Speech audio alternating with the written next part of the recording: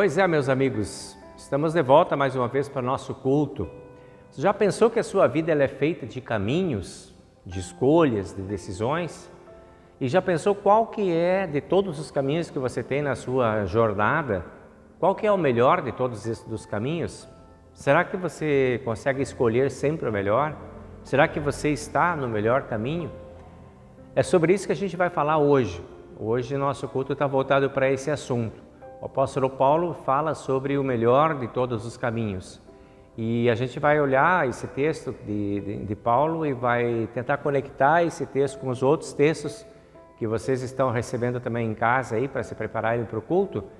E nesse sentido nós vamos buscando o nosso melhor caminho. E o nosso melhor caminho para agora é voltarmos para a presença de Deus diante do altar e buscarmos ali o nosso momento de aproximação com o nosso Deus e Pai, buscarmos ali a nossa confissão, nosso pedido de perdão, trazermos a Deus o nosso arrependimento e recebermos de Deus a sua graça e o seu perdão. Então, para isso, eu te convido, nesse momento, a chegarmos diante do altar do Senhor.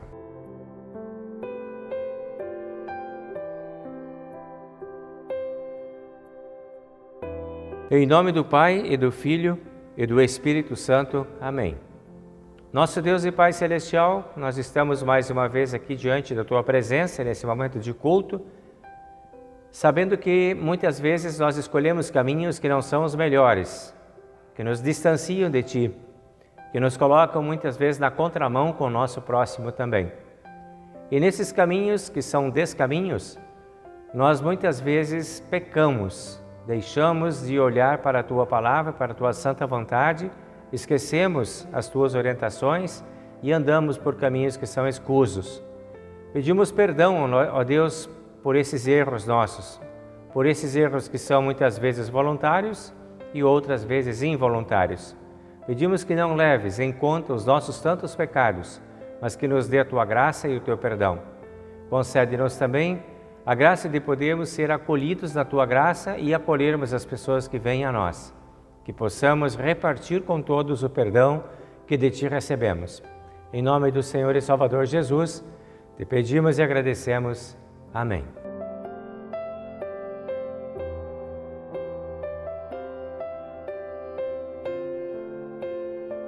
Para você que está verdadeiramente arrependido de todos os seus pecados, eu anuncio a graça de Deus. E da parte e por ordem de Jesus, nosso Senhor, perdoa todos os seus pecados. Em nome do Pai, e do Filho, e do Espírito Santo. Amém. Chego agora para vocês com a leitura do Salmo de hoje, que é o Salmo número 71. E aqui nós vemos, do versículo 1 até o versículo 6, a seguinte palavra. Ó Senhor Deus, Tu és a minha segurança. Nunca deixes que eu sofra a vergonha da derrota. Ajuda-me e livra-me, pois Tu és justo. Ouve-me e salva-me. Ó Deus, sê a minha rocha de abrigo e uma fortaleza para me proteger. Tu és a minha rocha e a minha fortaleza. Ó Deus, livra-me dos maus. Livra-me do poder dos homens perversos e violentos. Ó Senhor meu Deus, em Ti ponho minha esperança. Desde jovem tenho confiado em Ti. Toda a minha vida tenho me apoiado em Ti. Desde o meu nascimento, Tu tens me protegido. E eu sempre Te louvarei. Essa é a palavra do Salmo de hoje. Glória ao Pai e ao Filho e ao Santo Espírito, como era no princípio, agora é e por todo sempre há de ser. Amém.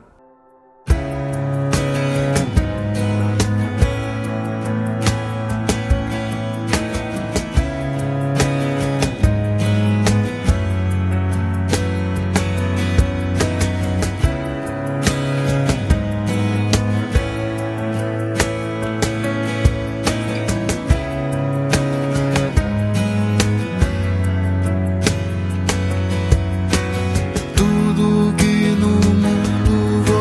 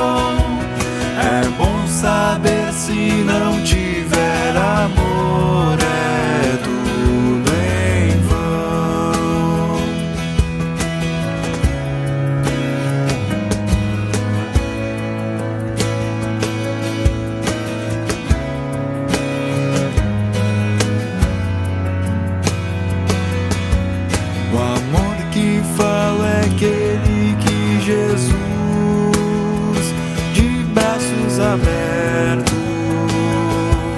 falou: amai o inimigo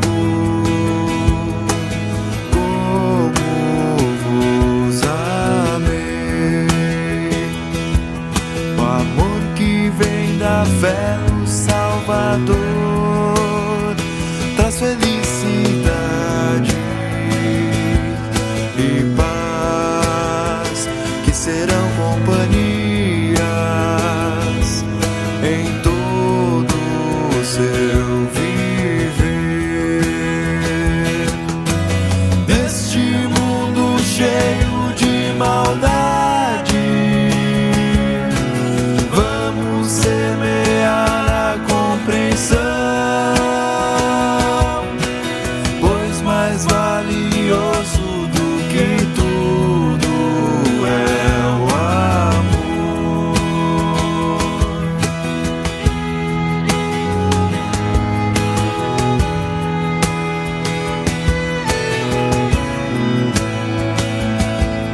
O amor é o mais importante, diz nosso Senhor. O amor é o mais importante, diz nosso Senhor.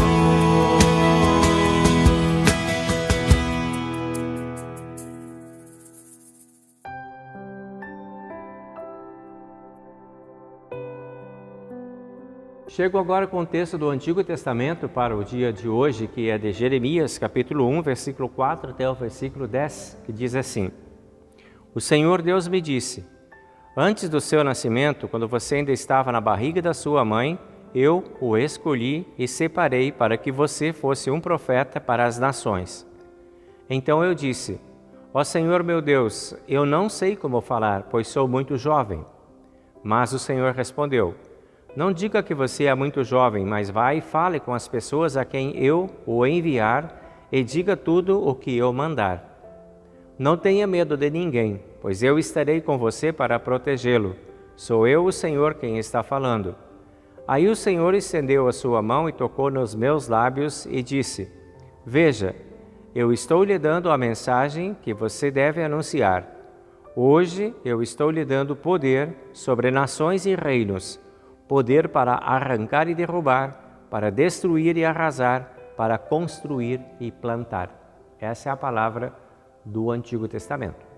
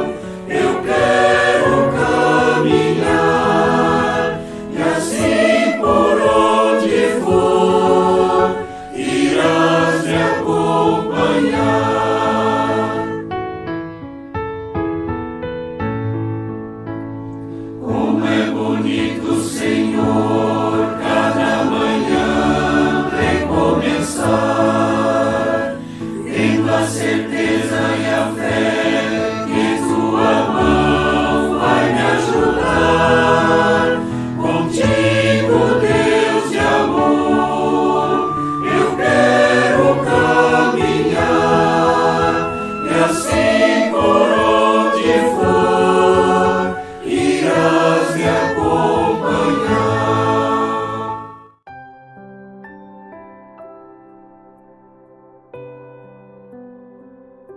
Em 1 Coríntios, capítulo 12, versículo 31, até o capítulo 13, versículo 13, nós encontramos a base do nosso culto de hoje, que Paulo fala sobre um novo caminho. E aqui a palavra diz o seguinte: por isso se esforcem para ter os melhores dons.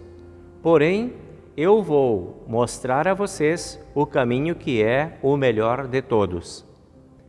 Eu poderia falar todas as línguas que são faladas na terra e até no céu, mas se não tivesse amor, as minhas palavras seriam como o som de um gongo ou como o barulho de um sino.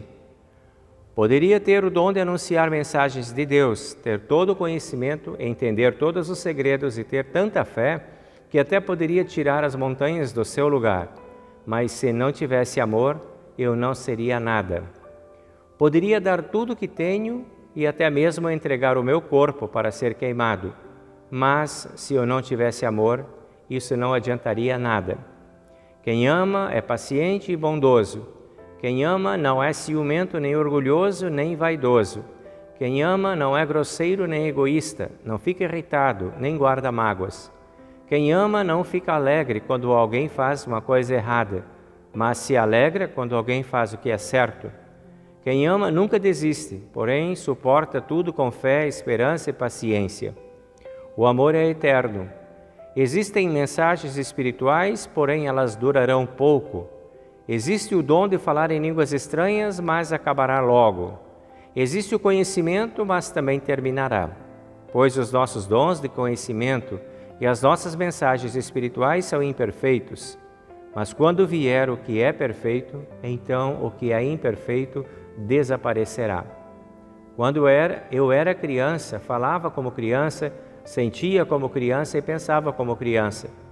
Agora que sou adulto, parei de agir como criança. O que agora vemos é como uma imagem imperfeita num espelho embaçado, mas depois veremos face a face. Agora o meu conhecimento é imperfeito, mas depois conhecerei perfeitamente, assim como sou conhecido por Deus. Portanto, agora existem essas três coisas: a fé, a esperança e o amor. Porém, a maior delas é o amor. Essa é a palavra da epístola de hoje.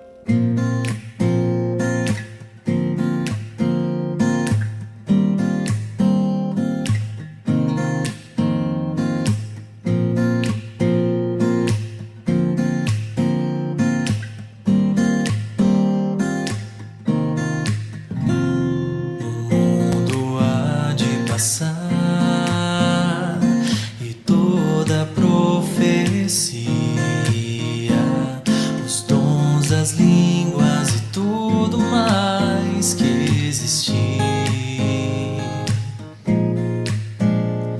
Porém, com aquele que foi, que hoje é e para sempre há de ser, o amor é a essência de Deus e para sempre também vai viver. Bondoso e sem rancor, fiel e consciente, humilde, sofredor, espera tão somente, justo e verdadeiro. Tudo crê, tão puro e perfeito é o amor. Não busque interesse ou favor, mistério, expressão, vida e luz do Senhor. Se eu pudesse saber destinos ou fazer mover as montanhas com minha fé. Se eu pudesse falar qualquer língua em qualquer lugar e desse meus bens ao mais pobre, eu morresse em favor de alguém. Se não tivesse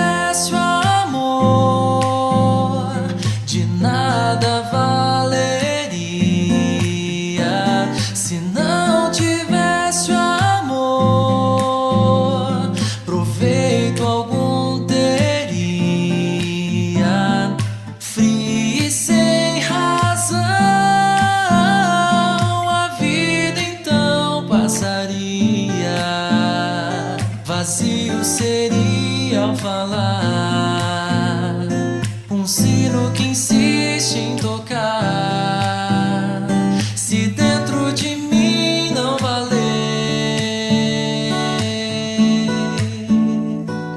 o amor.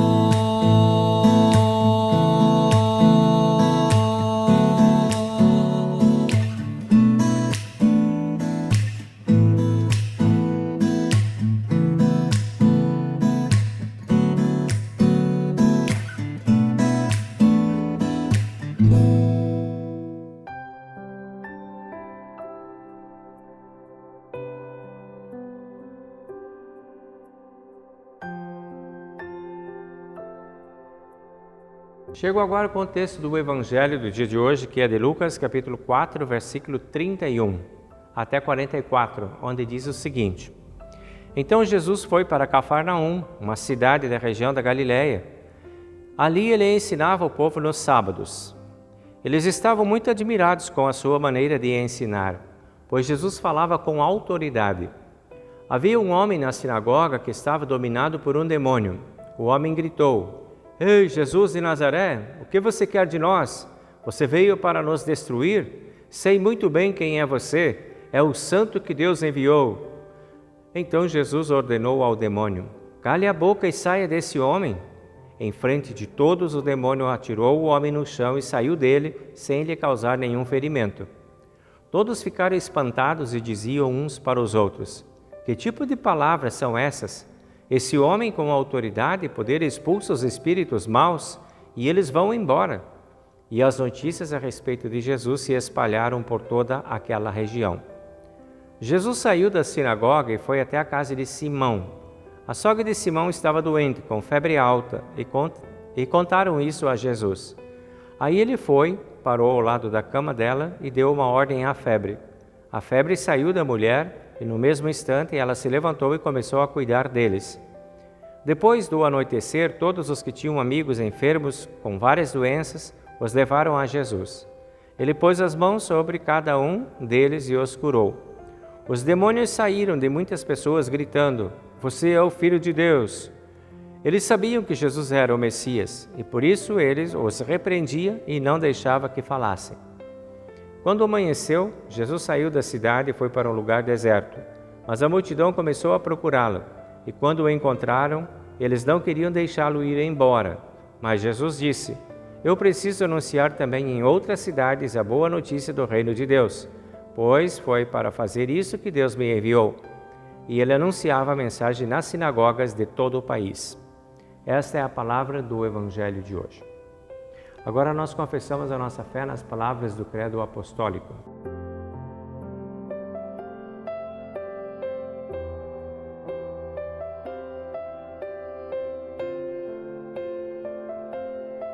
Creio em Deus Pai Todo-Poderoso, Criador do céu e da terra, e em Jesus Cristo, seu único Filho, nosso Senhor, o qual foi concebido pelo Espírito Santo, nasceu da Virgem Maria, padeceu sob Pôncio Pilatos, foi crucificado, morto e sepultado.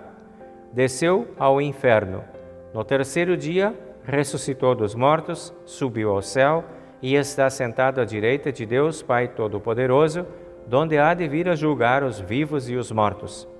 Creio no Espírito Santo, na Santa Igreja Cristã, a comunhão dos santos, na remissão dos pecados, na ressurreição da carne e na vida eterna. Amém.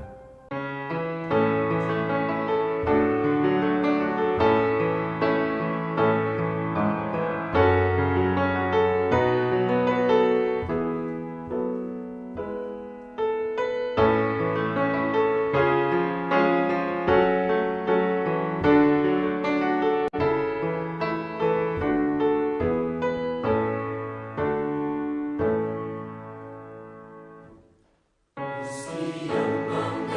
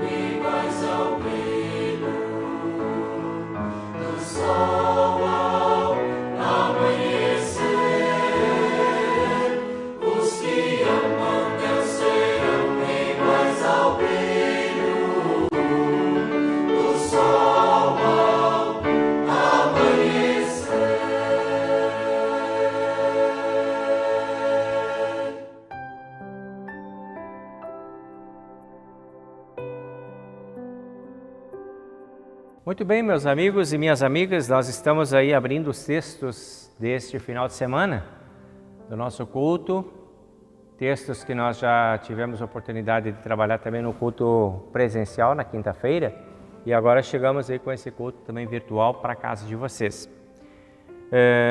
Nós temos uma sequência de textos agora, né, que está dentro do 1 Coríntios. Semana passada a gente teve a oportunidade de ler um texto que falava sobre as pessoas e a igreja como um corpo, como muitas partes. E aí Paulo, ele fala agora sobre um novo caminho, ele diz que esse é o caminho melhor. Paulo estava falando das pessoas e da hierarquia da igreja, como é que ela se estrutura, a igreja, como é que as pessoas se colocam dentro dessa hierarquia, como é que elas se distribuem nos seus papéis e nas suas funções.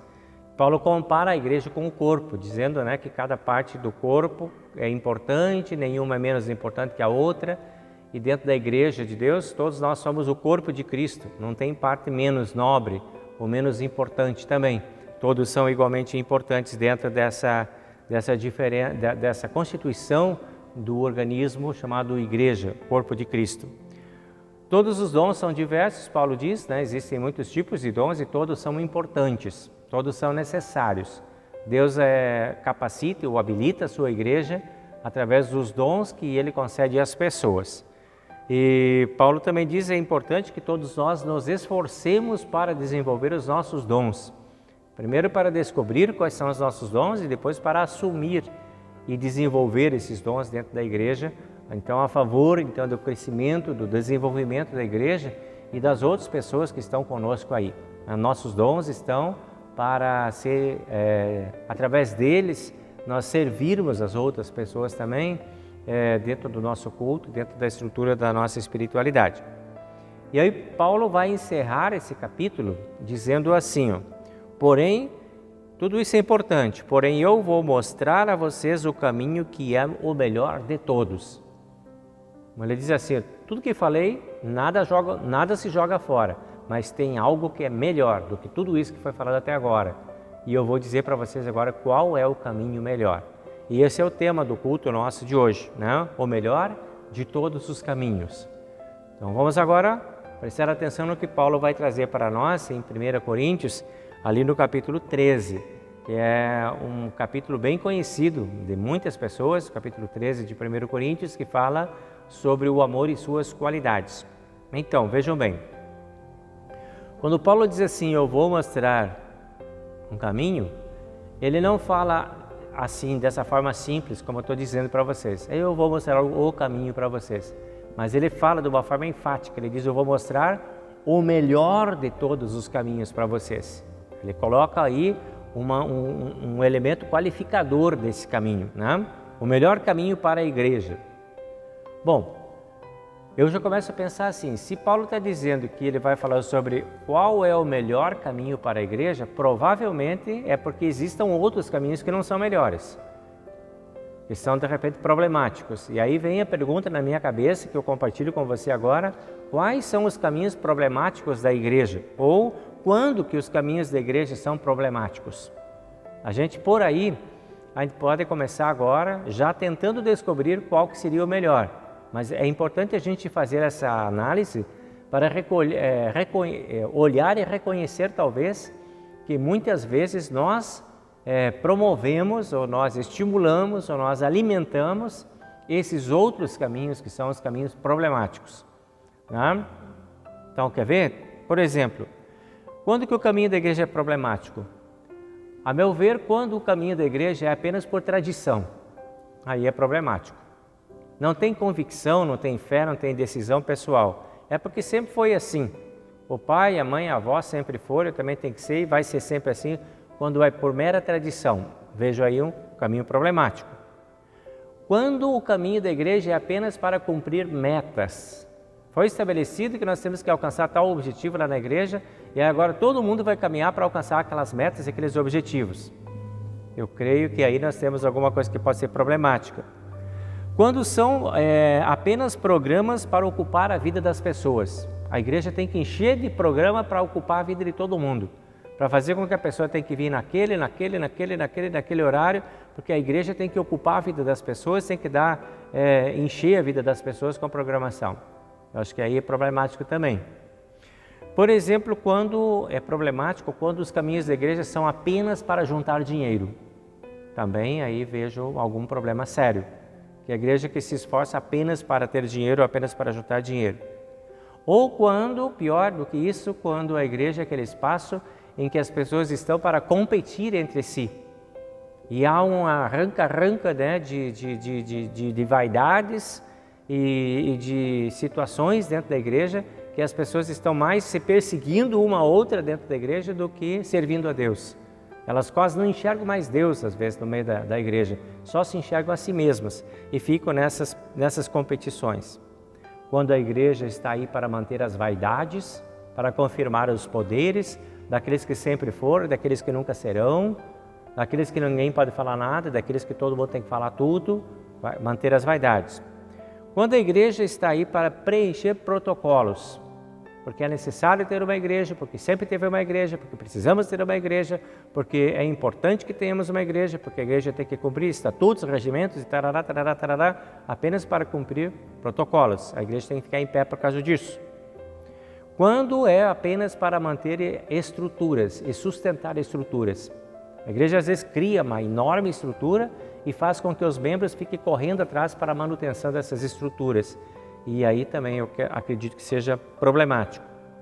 Também vejo problemático quando uma igreja se estrutura para conceder poderes. Para que o fulano tenha poder, para que o outro fulano tenha poder. E as histórias se repitam e se repitam daqueles que sempre mantêm o poder e daqueles que não abrem mão dos seus poderes nunca dentro da igreja. Problemático. Quando a igreja está aí para separar as pessoas, que às vezes tem essa função também. Separar aqueles que são mais dignos, menos dignos, aqueles que podem, aqueles que não podem, aqueles que devem, aqueles que não devem, aqueles que nunca serão, aqueles que sempre serão, independente do que eles falam ou façam. Então, essa separação de pessoas dentro da própria igreja. Ou para perseguir pessoas também.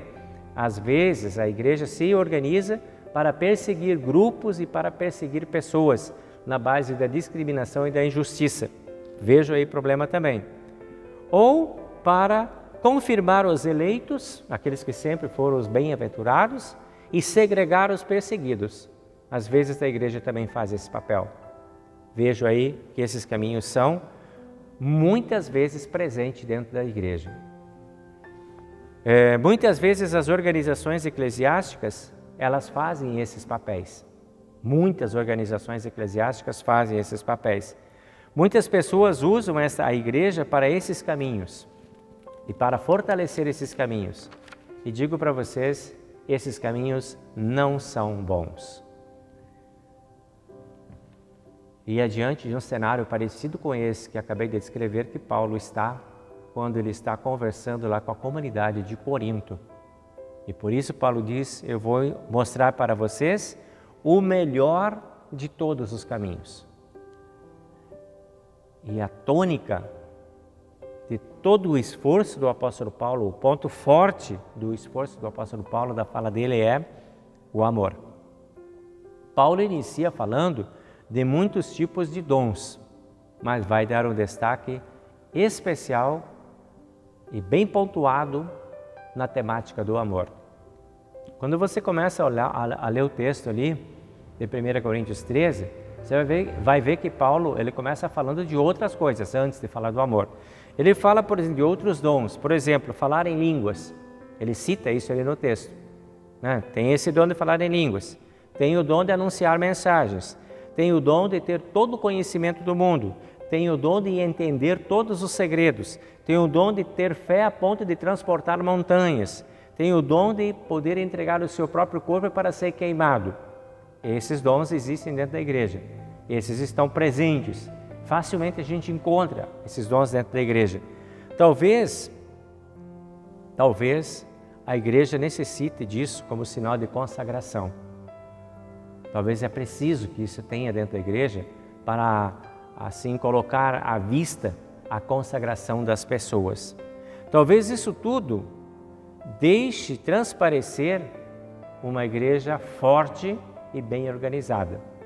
Pode dar uma aparência mesmo de igreja forte e bem organizada. Talvez isso faça, né, da igreja algo bom, melhor, aceitável e elogiável diante do mundo. Pode ser, sim, esses dons todos que a gente viu ali. Pode tornar uma igreja realmente impressionante e uma igreja, de repente, significante também para o contexto das pessoas. Mas, o apóstolo Paulo diz, e esse mas é bem grande, bem destacado, se não tiver amor, nenhum desses dons terá importância e significado.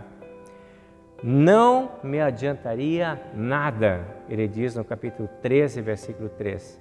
Não me adiantaria nada ter todos esses dons. Seria como o barulho de um sino ou de um gongo, que não tem significado, que apenas faz alarde, que apenas comunica, mas que não tem a característica de ser uma igreja bem organizada, com os propósitos e sintonizada nos propósitos divinos. O melhor caminho é o caminho do amor, o apóstolo diz. Esse é o melhor caminho. No versículo 4 ele diz, o caminho do amor paciente e bondoso. Não qualquer tipo de amor, paciente e bondoso. E aí me deu uma curiosidade de imaginar como é que seria um amor impaciente e um amor raivoso. Será que tem a contrapartida? E se ele está destacando um é porque talvez tenha o outro. Eu fico me imaginando como que as pessoas que dizem amar, às vezes se apresentam assim, investidas de raiva e investidas de impaciência dentro da igreja também, né? A paciência aqui, e a bondade, elas são elementos qualificativos do amor. O amor paciente e bondoso. E nos ajudam, essas atitudes, elas nos ajudam a buscar e escolher e acolher as pessoas. Paciência e bondade nos leva ao encontro das pessoas para acolher. Nos permite entender as pessoas para poder ajudar. Nos distanciam daqueles julgamentos precipitados que muitas vezes são a tentação de fazermos em relação a algumas pessoas. E nos afastam das injustiças provindas da pressa. A paciência, ela nos livra dos fracassos que a pressa impõe. E Deus parece que espera isso dentro da sua igreja, que sejamos pacientes, que sejamos calmos, que sejamos serenos, porque é nessa paciência que a gente vai descobrir a bondade. E o amor é para ter esta tonalidade de paciência e de bondade, porque é assim que é o amor de Deus. Paciência e bondade são elementos necessários para toda a vida, para a vida dentro da igreja, nas relações da nossa estrutura de igreja, mas também para a nossa vida familiar, para a nossa vida conjugal. E a paciência e a bondade, elas geram um equilíbrio matrimonial, por exemplo, e familiar. Promovem respeito e estimulam a justiça. Daí a importância de termos esses qualificativos do amor. A igreja tem como melhor caminho o amor que é paciente e bondoso, de acordo com a orientação de Paulo. O amor com essa qualidade de inclusão, que tem tempo de olhar, de avaliar, de amar, de compreender e de acolher as pessoas. Isto está na contramão do orgulho e da vaidade. Com orgulho e com vaidade, nós não chegamos a sermos uma igreja agradável ao Senhor. Por isso, o apóstolo continua dizendo, quem ama não é ciumento. É muito comum entre as pessoas o ciúme, e também dentro da igreja, e dentro das famílias, e dentro do trabalho, e dentro das relações de estudo, de lazer, de vizinhança, o ciúme paira em várias situações das nossas relações humanas. O ciúme não deixa de ser um sentimento de posse, de a gente querer o outro, ou querer o que é do outro. O ciúme é uma ilusão de comando, que você desenvolve muitas vezes em relação ao outro. Pela tua necessidade de comandar a vida do outro, você atormenta a vida do outro com ataques de ciúme. O ciúme te oferece uma sensação de controle, falsa sensação de controle. e também de desconsideração da autonomia alheia. Através do ciúme, você quer comandar e dirigir a vida das outras pessoas. E isso é problemático. Por isso, a gente pode dizer que o ciúme é corrosivo. Normalmente, é fruto de um sentimento de inferioridade. Quem se considera, às vezes, inferior, tem ataques de ciúme daquele que ele considera ser melhor do que o outro. Pode ser doentio, pode ser problemático. Não é um bom caminho.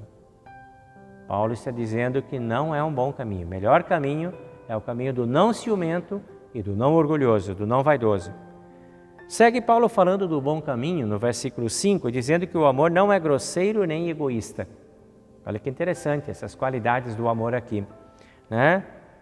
Ou seja, se não é grosseiro nem egoísta, poderíamos dizer que ele é educado e é gentil, tem boa educação. O que ama é aquele que é gentil, que tem uma boa educação, que tem disponibilidade, que tem boa vontade, que tem diplomacia para lidar com as pessoas e a partir de uma atitude educada consegue construir relações verdadeiramente significativas também dentro da igreja e em todos os seus outros espaços. Grosseria e egoísmo são uma combinação tóxica para a igreja e para todas as relações nossas, mas dentro da igreja é altamente tóxica. A grosseria e o egoísmo. E por isso Paulo aconselha a que tratemos todos com educação para vivermos em paz com todas as pessoas. Este conselho está dentro desse melhor caminho, que é o que Paulo está descrevendo para nós em 1 Coríntios. Novamente eu fico imaginando como é que seria um amor grosseiro. Consegue imaginar? Um amor egoísta. Consegue imaginar? Fico imaginando, será que existe isso? Por isso Paulo diz, não, o amor não pode ser grosseiro e egoísta, não tem nem como imaginar isso acontecendo. Não cabe nem para a igreja, nem para a vida familiar, nem para o trabalho, nem para o ambiente de estudo, nem para lugar nenhum. O amor que recebemos na igreja sempre é um amor dócil e altruísta. Essa é a qualidade que se espera. Assim é o amor de Jesus. É assim que Jesus nos acolhe e nos perdoa. Ele nos leva para águas tranquilas e pastos verdejantes. Quer uma imagem mais dócil, mais serena e mais segura do que isso? Águas tranquilas e pastos verdejantes.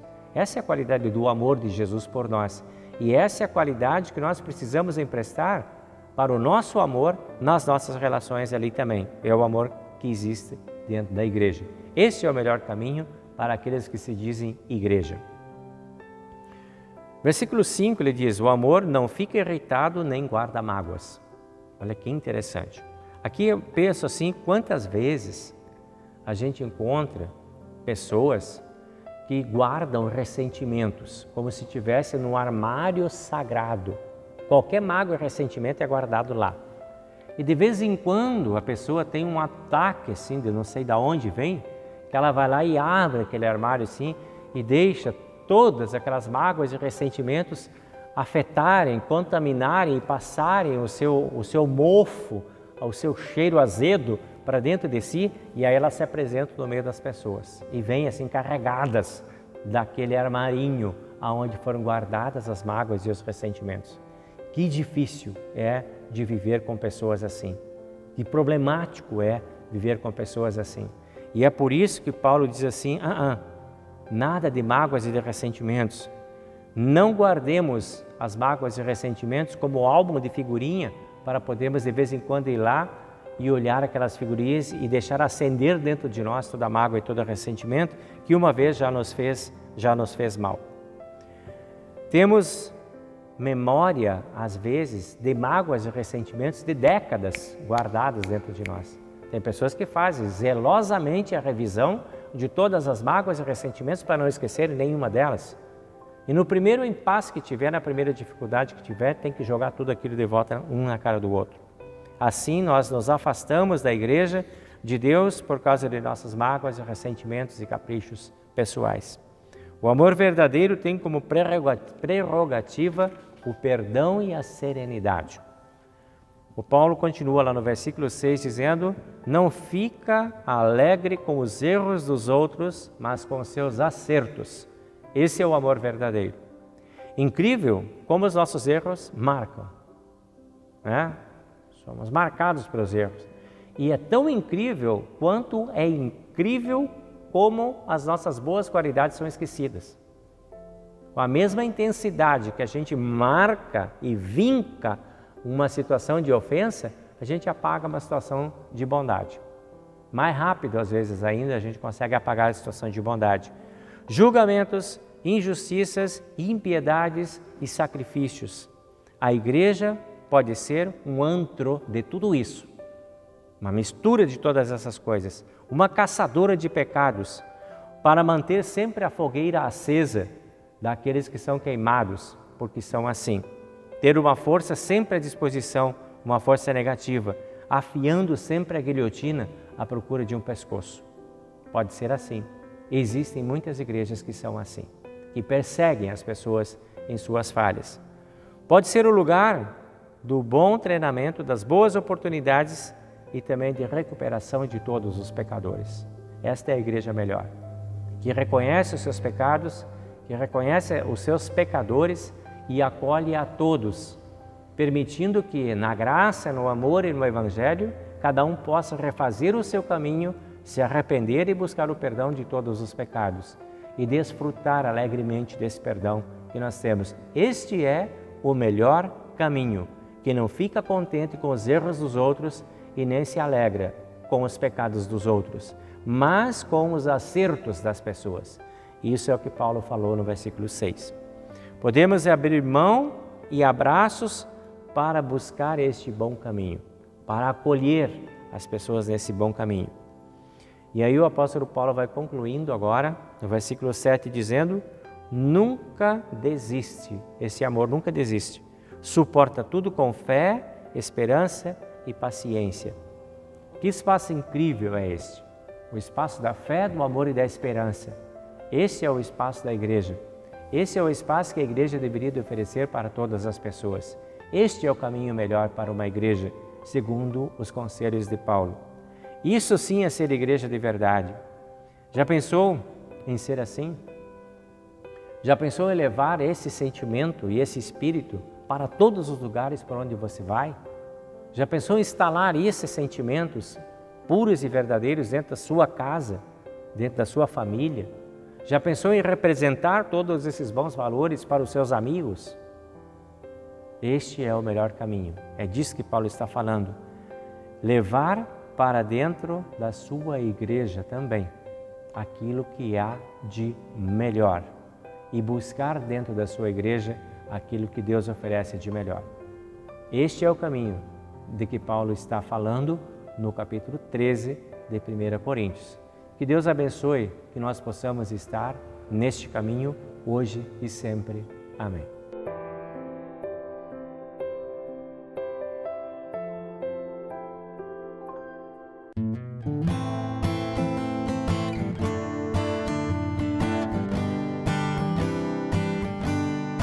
Andam procurando a razão de viver neste mundo mal, querem paz conhecer, fazem seus caminhos tentando achar algo que na vida valor possa dar, mas só Jesus pode dar a razão de viver, gozo, paz e amor, só Jesus pode dar.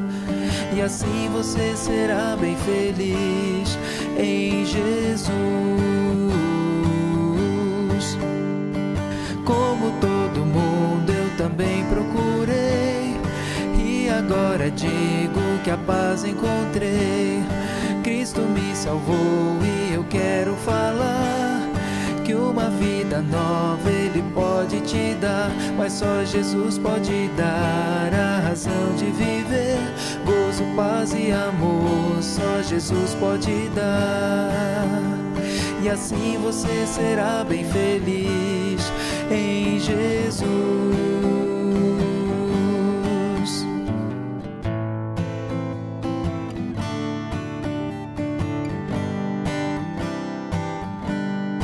Como todo mundo eu também procurei, e agora digo que a paz encontrei.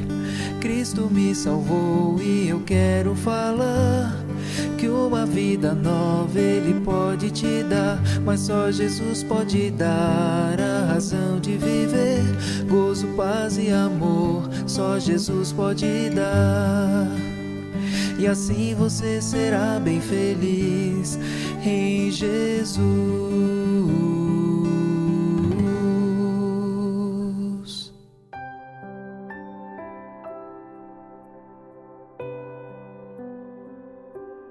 Chegamos agora ao momento de convidarmos aí os nossos amigos aniversariantes para receber o nosso abraço.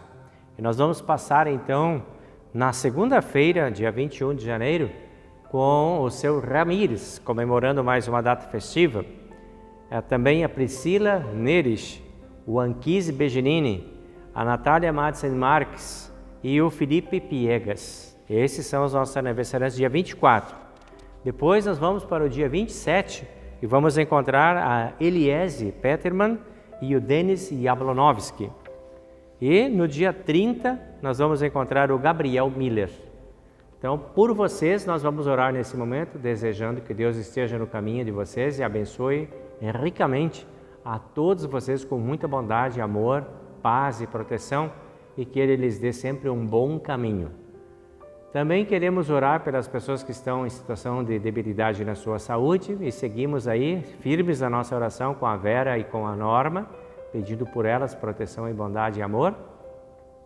Nos alegrando também junto com o Sr. Ramires e a Silvia pelas conquistas da saúde deles lá também, agradecendo a Deus pela presença deles aqui entre nós também. E continuamos orando também pela Lore, que Deus também esteja presente com a Lore Krebs, abençoando vocês lá. Esses são os nossos motivos especiais e queremos lembrar também que nós temos várias famílias da comunidade que estão sofrendo aí com a contaminação do vírus da Covid. Está chegando em várias famílias, várias pessoas estão sofrendo com essa contaminação, alguns de uma forma mais intensa, alguns de uma forma mais branda, mas nós queremos pedir que Deus esteja presente com cada um, possa abençoar e proteger a todos, nos livre de perigos maiores, nos dê assim uma passagem segura, né, por esse momento aí que está sendo tão complicado novamente. Então, que sejamos protegidos, guardados e abençoados. Vamos então ao nosso momento de oração.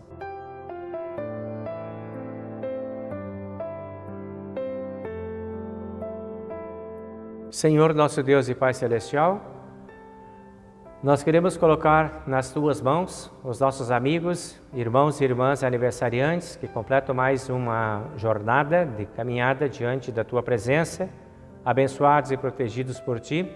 Queremos pedir que Tu cuides amorosamente de todas as suas necessidades, que os proteja e os guarde de todo o mal e lhes permita encontrarem junto a Ti paz, segurança, tranquilidade e bem-estar. Concede aos nossos irmãos aniversariantes um tempo feliz, de alegria, de felicidade e que possam desfrutar sempre de todos os Teus cuidados, que estejam livres de todo tipo de perigos, tanto do corpo quanto da alma. Concede-lhes felicidade, alegria e muitos anos de vida. Aos que estão doentes, nós pedimos o Teu olhar especial e o Teu cuidado especial para que possam sentir-se seguros diante de Ti e possam desfrutar da Tua proteção e do Teu amor. Que os Teus santos anjos tragam serenidade também a esses nossos irmãos em sofrimento e permita que também os familiares possam ser apoio importante nesses momentos. Queremos pedir por todos aqueles que estão passando pelas dificuldades da pandemia, que estão sendo infectados, que estão sendo contaminados, que Tu, no Teu grande amor, possa proteger a todos de qualquer tipo de perigo maior, de qualquer tipo de mal-estar maior, ou de ameaça maior para a sua própria vida. Concede-lhes proteção, amor e bondade para que nenhum mal suceda e não possamos suportar. Entregamos nas Tuas mãos nossas preocupações, nossos medos, nossas alegrias, nossos desejos, nossas esperanças, expectativas e pedimos que nos dê sempre um caminho bom, um caminho tranquilo e seguro, que o caminho oferecido por Paulo no capítulo 13 de Coríntios possa ser o nosso caminho, que possamos buscar sempre esse caminho do bem, por ser um caminho bom, por ser o melhor de todos os caminhos. Em nome do Senhor e Salvador Jesus, Te pedimos e agradecemos. Amém. Pai nosso que estás nos céus, santificado seja o Teu nome, venha o Teu reino, seja feita a Tua vontade, assim na terra como no céu. O pão nosso de cada dia nos dá hoje e perdoa-nos as nossas dívidas, assim como nós também perdoamos aos nossos devedores. E não nos deixes cair em tentação, mas livra-nos do mal, pois Teu é o reino e o poder e a glória para sempre. Amém. Recebam a bênção do Senhor. O Senhor te abençoe e te guarde. O Senhor faça resplandecer o seu rosto sobre ti e tenha misericórdia de ti. O Senhor sobre ti levante o seu rosto e te dê a sua paz. Amém.